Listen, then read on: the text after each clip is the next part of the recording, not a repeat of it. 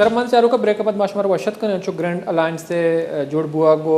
हुकूमत खिलाफ तहरीक तहफ़्फ़ुज़ आइन के अस्तियाँ तश्कील देख बुता तो मैं वाला का पत्रान कन गए सीनियर साहबी तजियाकार बिलाल डार साहब मैं गुमा बरदारी कन गए आइए हम किसी का पत्रान करें। अस्सलाम वालेकुम डार साहब। जी वालेकुम अस्सलाम।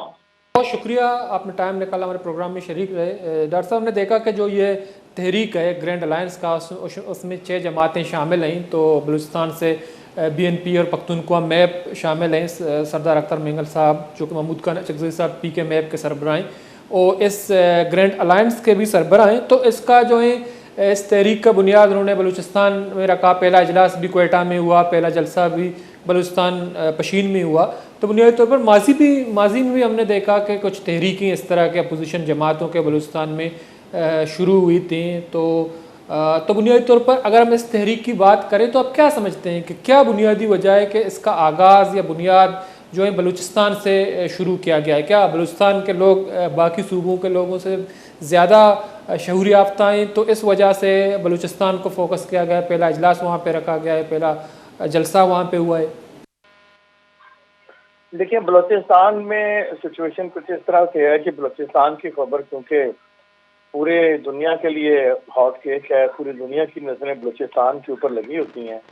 और बलूचिस्तान से जनरेट होने वाली खबर इंटरनेशनली मॉनिटर होती है, तो इसलिए शायद उन्होंने बलूचिस्तान से शुरू किया है। और दूसरा, क्योंकि बलूचिस्तान से ही उन्होंने पश्तूनख्वा मैप के सरबराह महमूद खान अचकज़ई साहब को इसका सरबराह बनाया इस अलायंस का, तो उससे शायद वो ये मैसेज भी देना चाहते हैं कि बलूचिस्तान से हमने इसलिए शुरू की कि पश्तूनख्वा मैप और BNP मैंगल की जो स्ट्रेंथ है वो हमें मरकज़ में, वफाक में और जहाँ जहाँ तहरीक चलाएं वहाँ हमें मैसर हो। फिर जारी बात है जिस जगह का जिस सूबे से सदर लिया गया इस अलायंस के लिए, उसी सूबे से आगाज करना बनता भी था कि वहाँ पे आगाज किया जाए। तो ये कोई ऐसी इम्पोर्टेंट वजह नहीं है कि बलूचिस्तान से और शुरू किया गया। इस जो आज जो अलायंस बना और इसके जो बयानिया यहाँ से जारी हुआ और मुख्तलिफ अलायंस के जो पार्टियां हैं उनके रहनुमाओं ने जो स्टेटमेंट्स जारी की हैं वो काबिल जिक्र हैं। देखिए, इसमें एक तो हमें जो मैं समझता हूँ जो हुकूमत है, वफाकी हुकूमत है या बलूचिस्तान हुकूमत है, सिंध हुकूमत है या पंजाब हुकूमत है, जो मौजूदा जो वफाकी हुकूमत में इत्तेहाद है, उनके लिए एक अच्छी चीज़ ये हुई कि जो जमीयत उलमा इस्लाम जो कि बहुत बड़ी स्ट्रीट पावर रखने वाली जमात है और जिसने PTI की हुकूमत के खिलाफ तहरीक में भी बड़ा कलीदी किरदार अदा किया। मौलाना फजल रहमान PDM को लीड कर रहे थे और आपको याद होगा कि मौलाना फजल रहमान JUI की अपनी पार्टी से उन्होंने एक लॉन्ग मार्च किया इमरान खान के खिलाफ और वो पूरे पाकिस्तान से होता हुआ इस्लामाबाद में इख्तिताम पजीर हुआ। तो जब ये मार्च पूरे पाकिस्तान में हुआ तो जमीयत उलमा इस्लाम के लाखों कारकुनों ने उस मार्च में शिरकत की थी और इस्लामाबाद के अंदर जो धरना हुआ, मैं उसको कवर करता रहा, तो वो धरना जो अब तक जितने भी धरने इस्लामाबाद में दिए गए थे उनमें से सबसे बड़ा धरना वो था जिसकी क़यादत मौलाना फजल रहमान कर रहे थे। इससे बड़ा धरना इस्लामाबाद की तारीख में कभी नहीं हुआ इतनी बड़ी स्ट्रेंथ के साथ। तो अब हुकूमत के लिए जो अच्छी खबर ये थी कि इस अलायंस के अंदर जमीयत उलमा इस्लाम शामिल नहीं हुई। हुकूमती जो पॉलिसी थी, जो सियासत थी, जो उन्होंने खसूसन सेनेट इलेक्शन के मौके पर खेली और मौलाना फजल रहमान साहब को उन्होंने इस अलायंस जो बन रहा था इससे दूर कर लिया। मगर ये मौलाना फजल रहमान इस अलायंस में शामिल होते तो इस तहरीक के अंदर बहुत बड़ी जान पड़ जाती। खैर, अब दूसरी लेकिन जो दो जमातें काबिल जिक्र हैं इस अलायंस के अंदर, एक तो पाकिस्तान तहरीक इंसाफ की एक स्ट्रीट पावर तो है और दूसरी इनके साथ जमात इस्लामी इस अलायंस के अंदर शामिल हुई है। जमात इस्लामी वो जमात है जिसके पास ना सिर्फ स्ट्रीट पावर है बल्कि तहरीकें चलाने के लिए जो क़यादत और कारकुनान है वो बहुत तजर्बाकार हैं और उन्होंने माजी में जब भी तहरीकें चलाई हैं या धरने दिए हैं तो वो बड़ी कामयाबी से दिए हैं या उसमें बहुत अच्छे तरीके से उन्होंने सियासत को किया है। तो जमात इस्लामी का इसमें शामिल होना इस अलायंस के अंदर پی ٹی آئی کے لیے یا اپوزیشن کی ان جماعتوں کے لیے میں سمجھتا ہوں بہت بڑی اسٹرینتھ ثابت ہوئی ہے، اور یہ حکومت کے لیے الارمنگ ہوگا۔ باقی مجھے آج کچھ چیزوں پہ جو بیانیہ جاری ہوا اس میں جو ایک چیز اور بڑی عجیب سی لگی۔ ایک تو اس میں پہلے تو وہ بات ہے کہ جو بیانیہ جاری کیا گیا کہ جناب ہم آئین کی بالادستی کے لیے، جمہوریت کی بالادستی کے لیے، عوام کے لیے، ملک کے لیے نکلے ہیں، یہ وہی بیانیے ہیں جو پاکستان کے بننے کے بعد سے لے کے اب تک جتنی بھی تحریکیں شروع ہوئی، چاہے وہ جائز تھی یا ناجائز تھی، چاہے وہ دھرنے و جلسے جلوس جائز تھے یا اصولی تھے یا غیر اصولی تھے، ان تمام کے اندر یہ ایک ہی جیسا بیانیہ تھا، یعنی نئی بوتل میں پرانی شراب۔ تو کوئی متاثر کن بیانیہ نہیں تھا کہ جسے میں کہوں کہ بڑا متاثر کن بیانیہ ہو جس سے کہ آپ تحریک آپ کی کو بہت اٹریکٹیو ہو اور عوام کی اس میں پذیرائی ہو، وہ والا بیانیہ نہیں تھا۔ کوئی گھسے پٹے بیانات تھے جن کو سن کے اب عوام تنگ آ گئی ہوئی ہے۔ عوام اس وقت غربت کی، مہنگائی کی چکی میں پس رہے ہیں، وہ پچھلے 75 سال سے یہی بیانات سن رہے ہیں کہ آئین کی بالادستی، جمہوریت کی بالادستی، ملک کے لیے، عوام کے لیے ہم یہ تحریک شروع کر رہے ہیں، ہم یہ اس حکومت کو نہیں مانتے۔ اب عوام ان چیزوں سے تنگ آ چکی ہے۔ ایک جو اور بہت امپورٹنٹ بات جو میں نے محسوس کی، میری بات سے اختلاف رائے کیا جا سکتا ہے کہ سردار اختر مینگل صاحب بہت منجھے ہوئے اور پرانے سیاستدان ہیں، سب کے علم میں ہے کہ ان کے والد صاحب بھی چیف منسٹر رہے، سردار اختر مینگل صاحب بھی چیف منسٹر رہے، اور وفاق کے اندر انہوں نے پچھلے 5 سال قومی اسمبلی میں گزارے اور بڑے بھرپور گزارے۔ ان کی کہی ہوئی باتیں، ان کی تقاریر قومی اسمبلی یا سے باہر وہ قومی اخبارات کی لیڈ سٹوریز بھی بنی، اور ان کے جو خطابات تھے، ان کی تقریریں تھیں، اس کے اوپر بڑے بڑے ٹاک شوز بھی ہوئے اور ایشوز بھی کریٹ ہوئے۔ لیکن آج انہوں نے جو بیانیہ جاری کیا ہے اس میں انہوں نے کہا کہ اس الائنس کو بنانے میں اور اس الائنس کے آگے بڑھنے میں سب سے بڑا کریڈٹ پشتونخوا میپ کو جاتا ہے۔ بی این پی مینگل ہمیشہ بلوچ پوائنٹ آف ویو رکھ کے اور ایک قوم پرست، بلوچ قوم پرست جماعت کی سیاست کرتی ہے۔ آج ان کے اس بیانیے سے بی این پی کے جو بیانیہ تھا یا نظریہ تھا اس میں ایک بڑی تبدیلی نظر آتی ہے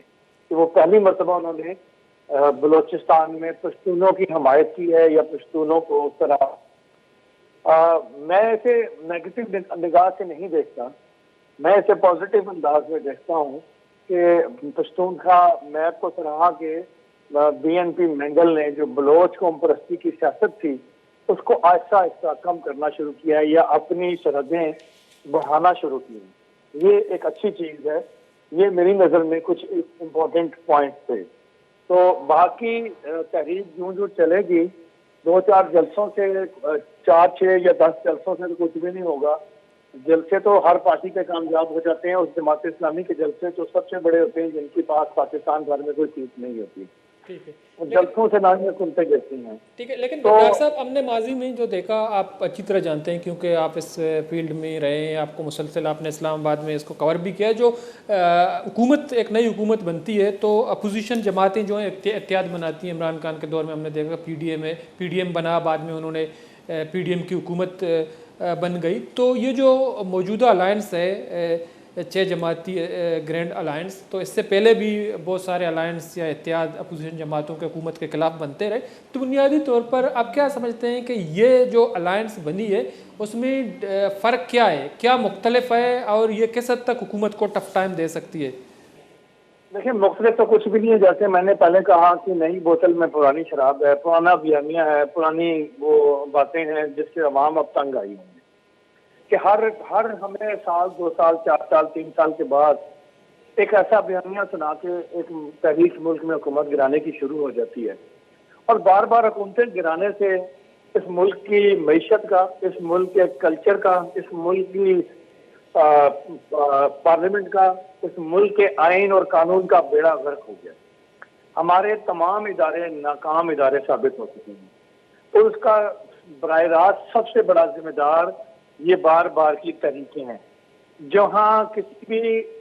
جماعت کی حکومت کو دوسری جماعتوں نے قبول کبھی نہیں کیا۔ ایک ہمارا سب سے بڑا المیہ یہ ہے کہ کبھی کسی نے الیکشن کے نتائج کو تسلیم نہیں کیا۔ آج پی ڈی ایم، آج جو یہ الائنس بنا ہے،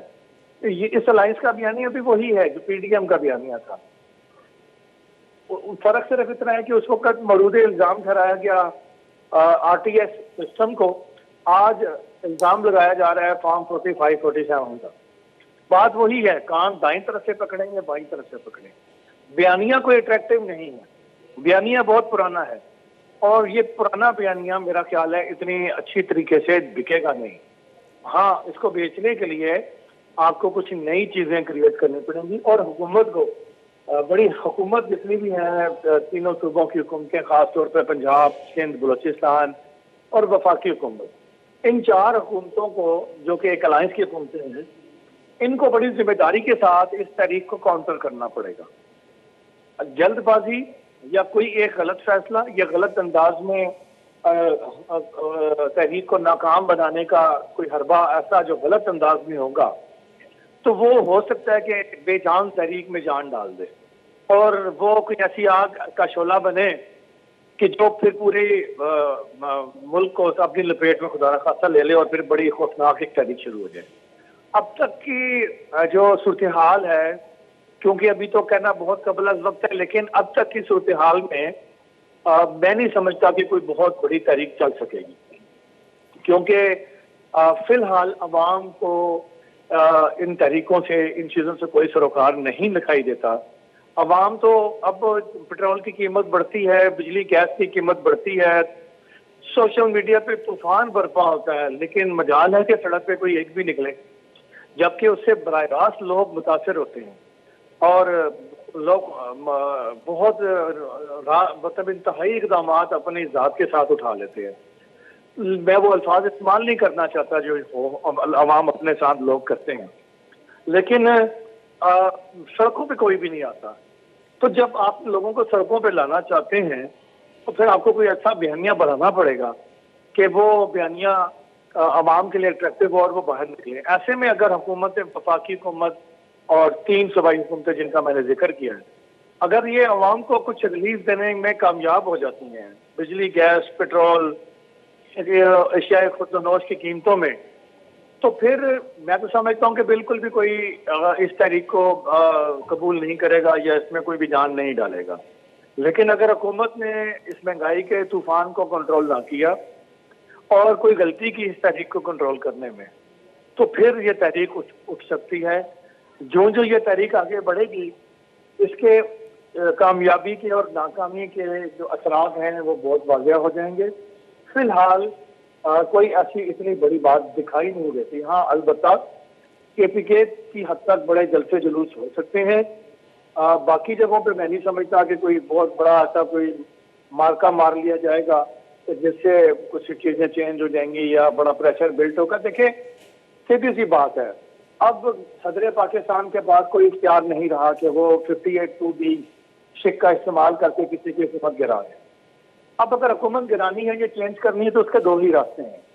ایک راستہ یہ ہے کہ عدم اعتماد کی تحریک لائی جائے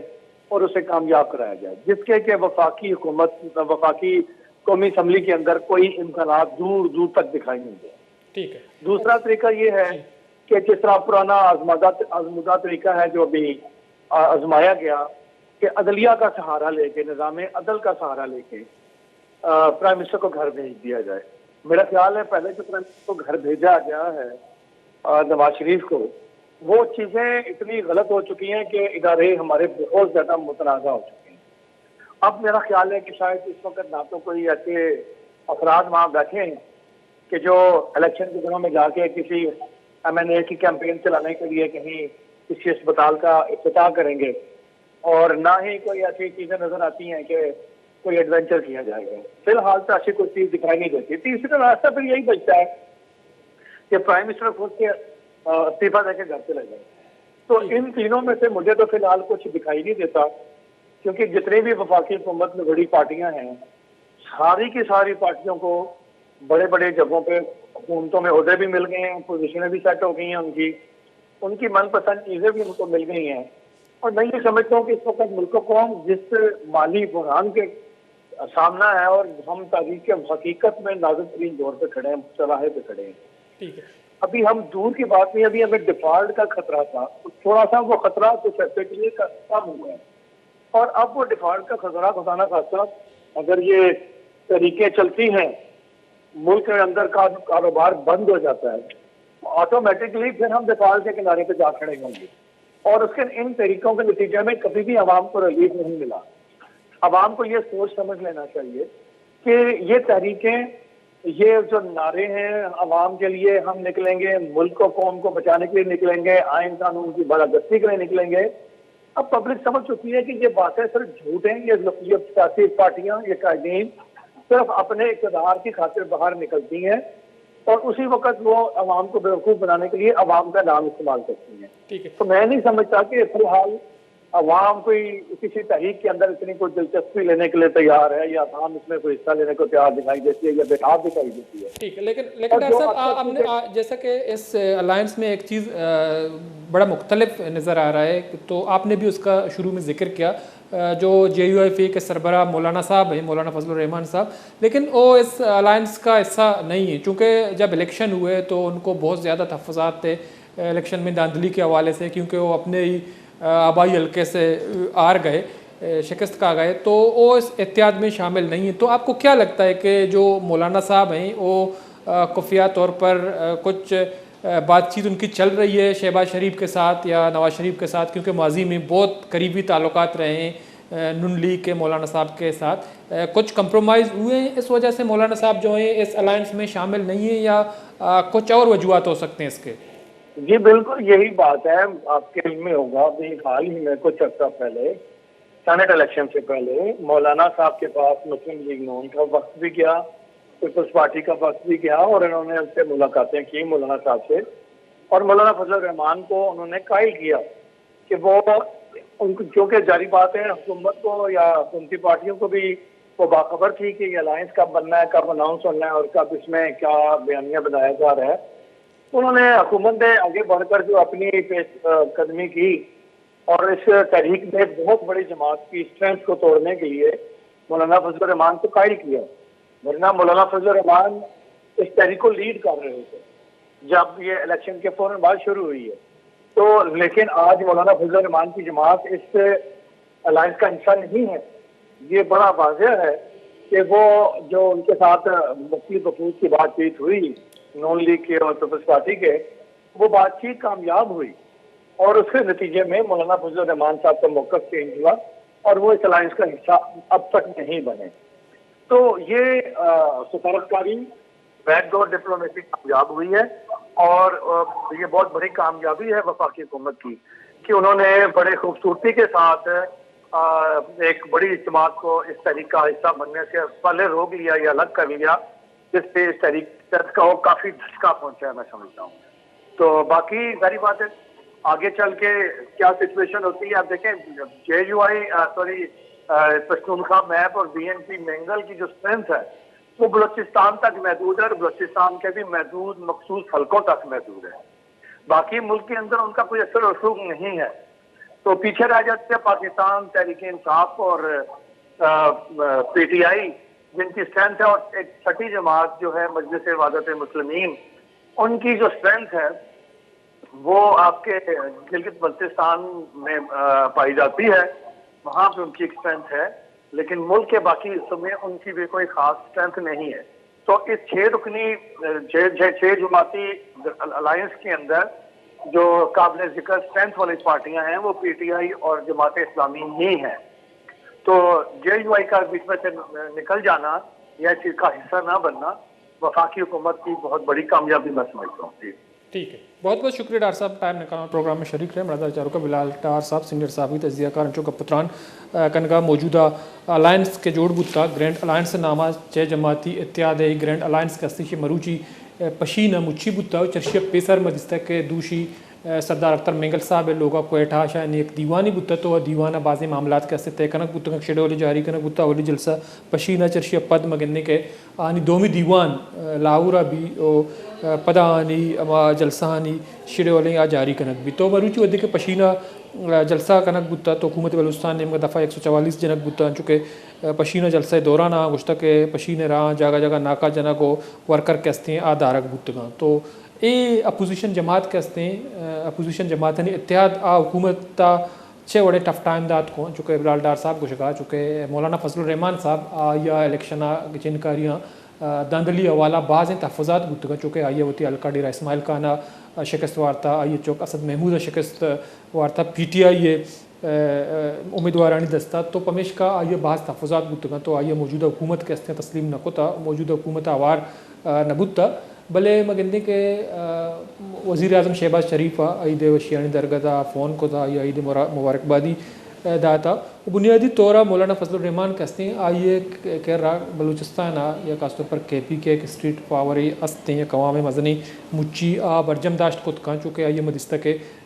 جمعیت علماء اسلام یا وتی جماعت پلیٹ فارما اما جلسہ کو تکان تو جلسہ بعض کامیاب ہوتا اسلام آباد ہم دھرنا داتا تو مزنی پیمانے مردمہ شرکت کو تھا چونکہ یہ جماعت کے ہستا یہ آوڑے ٹف ٹائم حکومت دات کو نکنا چونکہ جے یو آئی تو کا حکومت دات کو تکان بلے جے یو آئی فے یا مولانا فضل الرحمان صاحب کے ہستے اتحاد بار نہیں تو پمیش کا حکومت کے ہستے بعض حوالہ پریشان چونکہ چیزیں اندرونی یا خفیہ مذاکرات کے ہستا بتگاں کو مولانا فضل الرحمان صاحب تو اچھیاں انگتا منظر عامنیت کا بلے چونکہ حکومت تھا اوار نہیں بلے ماضی میں دستا کہ حکومت حصہ بتا خاص طور پر مسلم لیگ نون نے ہر دورہ حکومت بنے تھا تو مولانا فضل الرحمان صاحب آئیے حصہ بتا پی ڈی اے میں حکومت بنے تھا مولانا صاحب کہتے ہیں آئیے پارٹی مردم ایم اے وزارت نصر فائز بتگاں کے پی کیا آئیے مگندے کے صدر بخش گورنر جوڑ کنک بتا نگراں وزیر اعلیٰ جوڑ کنک بتا تو امی وڑا اے اتحادتوں کا اوار نہیں تو مولانا فضل الرحمان صاحب چونکہ وزیر اعظم شہباز شریف یا سابق وزیر اعظم نواز شریف قریبی تعلقات ہیں تو پمیش کا بدکاں آنے چیزیں حوالہ یا یقین دان دات تو پمیش کا اتحاد یا الائنسا اوار نہیں کومیدہ کا مراکشہ تو پاسلاس بتم نلتا بلوچ رضا بھی دی اللہ باوٹے